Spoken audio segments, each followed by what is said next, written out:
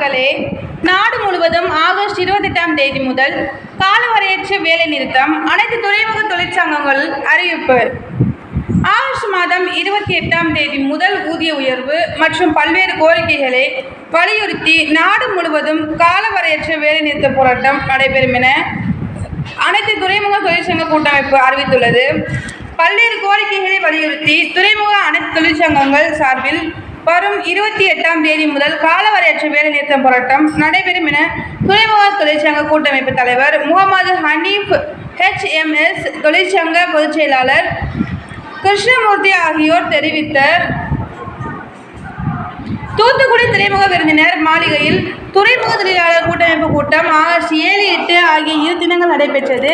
தேசிய துறைமுக தொழிலாளர்களின் கூட்டமைப்பு தலைவர் முகமது ஹனீப் தலைமை வகித்தார். இக்கூட்டத்திற்கு பின்னர் முகமது ஹனீப், HMS தொழிற்சங்க பொதுச் செயலாளர் கிருஷ்ணமூர்த்தி ஆகியோர் செய்தியாளரிடம் கூறியது: தூத்துக்குடி, சென்னை, மும்பை, கொல்கத்தா, விசாகப்பட்டினம், கொச்சி என நாட்டின் 11 பெரிய துறைமுகங்களில் சுமார் 20,000க்கும் மேற்பட்ட ஊழியர்கள் பணியாற்றி வருகின்றனர். மேலும் சுமார் 1,30,000 ஓய்வூதியதாரர்கள் உள்ளனர். இவர்களுக்கான ஓய்வூதியம் உயர்வு ஒப்பந்தம் கடந்த 2022ஆம் ஆண்டு நடைமுறைக்கு வர வேண்டிய நிலையில் தற்போது வரை ஊதிய உயர்வு ஒப்பந்தம் கையொப்பமாகவில்லை. இதற்காக அமைக்கப்பட்ட ஒப்பந்த கமிட்டி கூட்டம் 7 முறை நடைபெற்று முடிவெடுக்காமல் மத்திய கப்பல் துறை அமைச்சகம் மற்றும் மத்திய அரசு காலம் தாழ்த்தி வருகிறது.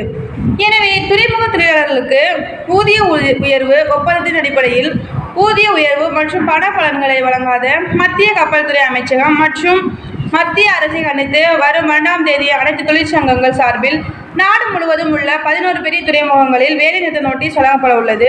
தொடர்ந்து வரும் 28ஆம் தேதி முதல் 11 பெரிய துறைமுகங்களில் காலவரையற்ற வேலைநிறுத்த போராட்டத்தில் ஈடுபட முடிவு செய்யப்பட்டுள்ளது என்றனர். தேங்க்யூ.